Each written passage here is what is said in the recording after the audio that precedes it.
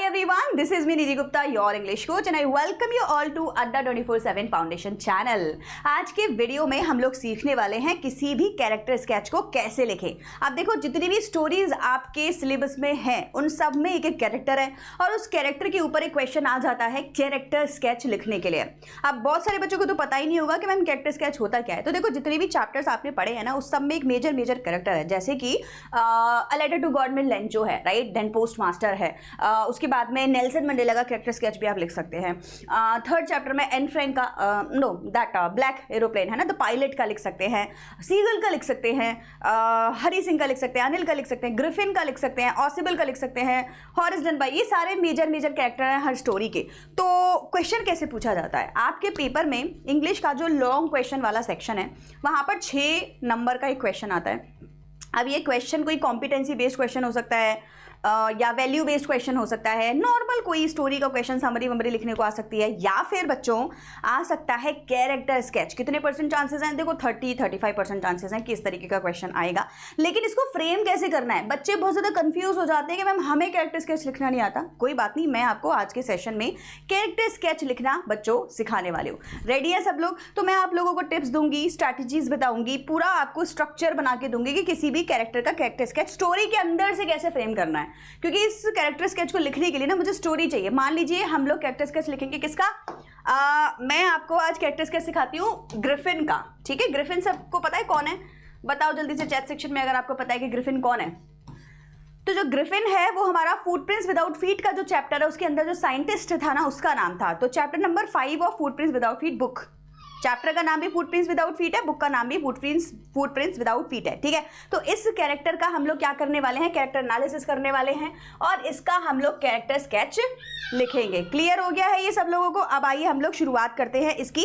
तो देखो सबसे पहले बच्चों सबसे पहले किसी भी कैरेक्टर का कैरेक्टर स्केच लिखने के लिए आपको क्या क्या चीज़ें चाहिए मैं आपको इसके बारे में बताती हूँ। सबसे ज़्यादा ज़रूरी है कि आपको उसकी स्टोरी पता हो बच्चों। स्टोरी पता होना किसी भी कैरेक्टर की बहुत ज़्यादा किसी भी चैप्टर की बहुत ज़्यादा ज़रूरी है, क्योंकि एक ना हम लोग सीक्वेंस बनाएंगे। देखो सीखो क्या क्या पॉइंटर्स होने चाहिए किसी कैरेक्टर स्केच को लिखने के लिए। सबसे पहले हम लोग इसमें हेडिंग्स रखेंगे बच्चों। क्या रखेंगे? हेडिंग्स। कितनी हेडिंग्स रखने वाले हैं? कम से कम 3। तो हर कैरेक्टर स्केच के अंदर 3 हेडिंग्स होंगी। उसके अलावा बच्चों एक होगा इंट्रोडक्शन, ठीक है। क्या होगा? एक इंट्रोडक्शन। एक होगा हमारे पास में कंक्लूजन। तो कुल मिला के अब आप देखो कितनी हेडिंग हो गई आपके पास में, जल्दी से बताएंगे सब लोग। 3 हमारी मेजर हेडिंग्स, 2 हमारे इंट्रोडक्शन एंड कंक्लूजन। तो ऑब्वियस सी बात है पहले इंट्रोडक्शन आएगा, उसके बाद हमारी heading number 1, heading number 2, heading number 3 आएगी और फिर हमारा कंक्लूजन आएगा। आपको लगता है आपको 2 ही हेडिंग आती है, कोई बात नहीं, लेकिन हेडिंग्स बनानी कैसे हैं वो मैं अब आपको बताने वाली हूँ। तो सबसे पहले आपको मैंने क्या बताया, ग्रिफिन का लिखेंगे कैरेक्टर स्केच।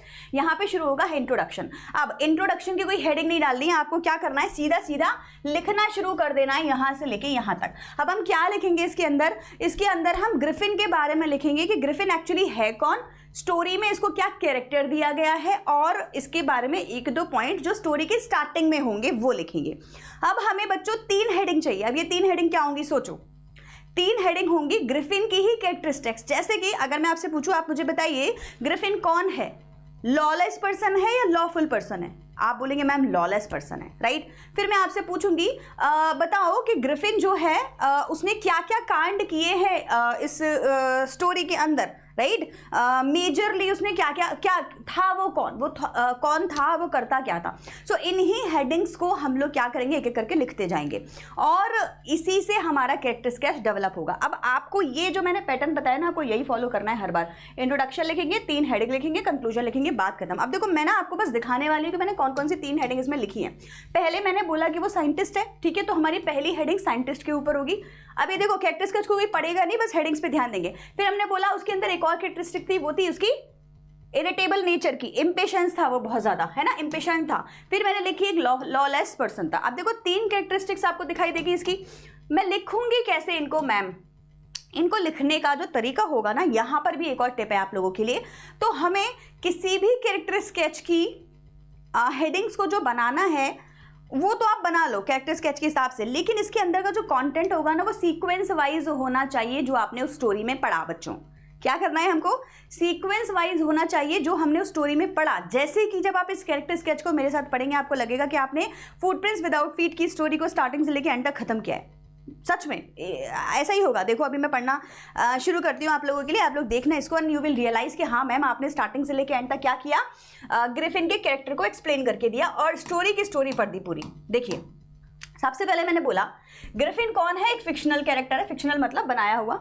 नेल्सन मंडेला होते तो वो फिक्शनल नहीं थे, वो रियल थे, right. So Griffin is a fictional character from the sci-fi novel the invisible man which is written by H.G. Wells. यहाँ तक का क्लियर है, आपको पता है मैंने कहा था इंट्रोडक्शन में हमें क्या लिखना होता है, कैरेक्टर है कौन, उसको क्या रोल दिया गया है स्टोरी के अंदर, वही हमें बताना होता है। कौन है वो, he is a brilliant scientist who discovers the drug through which he becomes invisible with this starts a challenging phase of his life. क्या ये स्टोरी का इंट्रोडक्शन है या नहीं है? ऐसा तो नहीं है मैंने स्टोरी की एंडिंग लिख दी हो, नहीं ना। तो ग्रिफिन के इंट्रोडक्शन में मैंने स्टोरी का ही इंट्रोडक्शन लिखा है। अब बहुत सारे बच्चे बोलेंगे मैम इंट्रोडक्शन की हेडिंग डालिए, नहीं हेडिंग मत डालिए, हेडिंग डालने में अच्छा नहीं लगता, राइट। हमने क्या किया, हमने यहाँ पर इंट्रोडक्शन को इस तरीके से फ्री फ्रेम किया। अब हम हेडिंग लिखेंगे। हेडिंग नंबर 1 एसेंट्रिक साइंटिस्ट है, साइंटिस्ट तो है, पागल है। स्टोरी आगे बढ़ेगी, किसकी, स्टोरी की स्टोरी आगे बढ़ेगी, मतलब चैप्टर की स्टोरी आगे बढ़ेगी। Griffin seems an eccentric scientist who is a self centred person. Self centred है, अपने बारे में सोच रहा है, एसेंट्रिक है सो अलग। अब इसमें हम लोग ना कंटेंट लिखेंगे वो वाला जो स्टोरी के अंदर हुआ।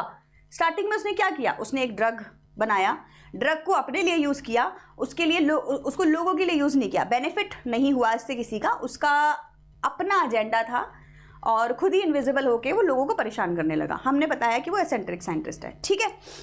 Despite having a great power, power तो उस पर बहुत अच्छी थी, he does not uses his discovery for the betterment of the society. Clear, यही बोल रही थी ना मैं कि सोसाइटी के फायदे के लिए नहीं बल्कि अपने लिए। Moreover his behaviour towards other people is so arrogant, बहुत ही ज़्यादा एरोगेंट है, that everyone easily suspects him to be a thief. Although he is the protagonist of the novel, his action makes him an antagonist of the story. Important line है, कहने को तो वो hero की तरह फ्रेम किया गया था स्टोरी के अंदर, लेकिन वो ही हमारा विलन बन गया, राइट। अब मैं कर क्या रही हूँ, देखो इसमें स्टार्टिंग से ही मैं आपको स्टोरी बता रही हूँ कि भाई वो एसेंट्रिक था और उसके जो फायदे हैं वो कम हैं और नुकसान उसकी डिस्कवरी के हमारे लिए ज़्यादा हैं। अब हम जो दूसरी हेडिंग लिखेंगे बच्चों, वो हमारी क्या है, इरिटेबल एंड इम्पेशेंट। कहाँ से बताएंगे इरिटेबल है, क्योंकि उसको जब किसी ने थोड़ी बहुत भी सलाह देने की कोशिश करी या उसको हल्का सा भी कुछ बोल दिया तो वो इरिटेट हो गया और इम्पेशेंट था और इसीलिए उसको फायर बैक कर गया, राइट। तो स्टोरी को आगे बढ़ाएंगे और यहाँ पर हम कैरेक्टर के अंदर भी इसको लिखते जाएंगे। तो हम बोलेंगे when Griffin first enters into the hotel room, right, Mrs Hall tries to be friendly with his guest and makes him comfortable, tries to make him comfortable. At this Griffin becomes irritable, बहुत ज़्यादा गुस्सा आ जाता है उसको, irritate हो जाता है, and ask Mrs Hall to leave him alone. Also when Mrs Hall ask her what he has done to her furniture वाले स्टोरी में he loses his temper and starts harassing her. तो जब भी उसको कोई इनकाउंटर करे, उससे कोई बोले तो वो एकदम से ना अजीब सा होने लग जाता है, गुस्सा, बिहेवियर उसका एसेंट्रिक सा हो जाता है। तो देखो अब आपने देखा हमने स्टोरी को आगे बढ़ाया। अब हमारा जो थर्ड जो है हेडिंग है that is about a lawless person. अब देखो मैं एक और चीज़ आपको सिखाऊंगी यहाँ पर, जो आपकी थर्ड हेडिंग है ना, अगर आपको लगता है कि 120 वर्ड से बहुत ज़्यादा जा रहे हैं, है ना। अब आपने देखा ना यहाँ पे 2 हेडिंग हमारी आगे थी इंट्रोडक्शन की और एक और 2 यहाँ है। This is enough for you. और आप कंक्लूजन में चाहें तो एक लाइन एक्स्ट्रा लिख सकते हैं, कंक्लूजन हेडिंग आपको डालनी नहीं है। जैसे हमने इंट्रोडक्शन की नहीं डाली वैसे हम कंक्लूजन की भी नहीं डालेंगे, बट आपको अगर कंक्लूजन लिखना है तो आप नॉर्मली कंक्लूजन लास्ट में लिख सकते हैं अगर आप लिखना चाहें तो। हेडिंग मत डालिएगा, 2 लाइनें खुद से लिख दीजिएगा। अदरवाइज हमारी जो लास्ट की हेडिंग होती है बच्चों वही हमारे लिए एज अ कंक्लूजन काम करती है, ठीक है।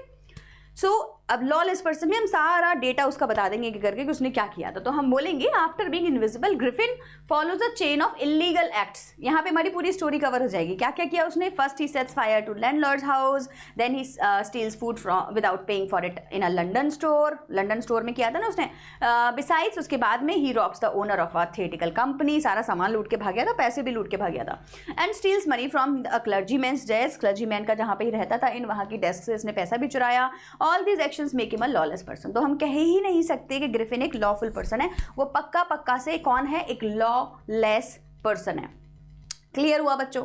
अब देखो, आपको स्टोरी में जो मैं फिर से एक बार और बता रही हूँ कि किसी भी स्टोरी के अंदर से कैरेक्टर स्केच को कैसे निकालना है, उस कैरेक्टर ने स्टोरी के अंदर क्या क्या इवेंट किए हैं उनको आपको लाइन से अपने माइंड में रखना है, ठीक है, और उन्हीं इवेंट्स के अंदर से उसकी एक कैरेक्टरिस्टिक निकालनी है। जैसे कि मैंने बोला कि जो है ग्रिफिन जब मिसेज हॉल से बात कर रहा है, जब भी या किसी और से भी कर रहा है, तो उसका इरिटेबल नेचर हमें दिखाई दे रहा है। प्यार से तो उसने किसी से बात ही नहीं करी, तो हमने वहाँ पे इरिटेबल नेचर वाली उसकी जो है वो कैरेक्टरिस्टिक लिख दी एज अ हेडिंग। फिर हमने देखा कि उसके जितने भी काम थे सारे लॉलेस थे, तो हमने लॉलेस वाली कैरेक्टरिस्टिक्स लिख दी, और इनको लिखने के बाद हमने स्टोरी का ही सीक्वेंस इनके अंदर लिखा। तो हमें कैरेक्टर स्केच कहने का मतलब ये है कि कैरेक्टर स्केच का कंटेंट हमें कहीं और से नहीं मिलेगा बच्चों, स्टोरी के अंदर ही है। तो स्टोरी के अंदर उस बंदे ने क्या एक्ट्स किए हैं उसी के बारे में कैरेक्टर स्केच हमें लिखना होता है, उन्हीं को हमें हेडिंग के अंदर लिखना होता है। तो हम करेंगे क्या? स्टेप नंबर 1, स्टोरी के अंदर जितने भी एक्ट्स हैं उस कैरेक्टर के, उनको हम जॉट डाउन करेंगे अपने माइंड में। उसके बाद उन्हीं में से उसकी एक एक कैरेक्टरिस्टिक निकालते जाएंगे, ठीक है। तो उन कैरेक्टरिस्टिक से 3 हेडिंग्स बनानी है हमको। अब हमें कंक्लूजन में इंट्रोडक्शन दे देना है, सॉरी इंट्रोडक्शन में इंट्रोडक्शन दे देना है कि कैरेक्टर था कौन, क्या रोल प्ले कर रहा है, उसके भाई कितने हैं, बहन कितने। जैसे मान लीजिए मैं भोली बोलूँगी तो मैं बोलूँगी कि भोली जो है बहुत ही बैकवर्ड लड़की है और ज़्यादा पढ़ती नहीं है, 7 बच्चों में से एक सबसे छोटी है और उसके पोक मार्क्स हैं चेहरे पे। तो ये मैंने इंट्रोडक्शन में ही बता दिया, राइट। फिर मैं बोलूँगी स्टैमरिंग करती है, या फिर मैं उसकी जो शाईनेस के बारे में बात करूँगी तो बोलूँगी बहुत ज़्यादा शाई है, अ शाई गर्ल और अ बैकवर्ड चाइल्ड। तो बैकवर्ड चाइल्ड के अंदर पूरी स्टोरी बताऊँगी स्टार्टिंग की कि उसके संग क्या हुआ, बच्चों ने कैसे बिहेव किया, वो 2 महीने की थी, 2 साल की थी तो कॉट से गिर गई थी, वो सारी स्टोरी है ना। फिर बाद में education was the main agenda in his life, in her life, इससे रिलेटेड एक लाइन लिखूंगी और वहाँ पर लास्ट में एजुकेशन लेने के बाद वो कितनी स्मार्ट बन गई उसके बारे में लिख दूंगी। तो बेसिकली स्टोरी से ही हमको कैरेक्टर स्केच की आइडियाज़ लेने हैं। क्लियर हो गया भाई? आई होप ये आपको काफ़ी हद तक समझ आ गया होगा। ये जो कैरेक्टर है ये ग्रिफिन का है। ऐसे ही मैंने सारे कैरेक्टर्स वैसे तो आप लोगों के लिए ऑलरेडी लिख लिए हैं।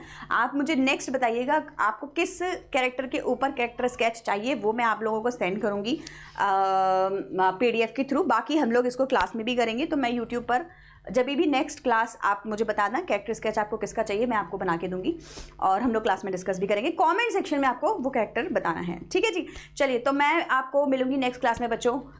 Till then bye everyone and take care.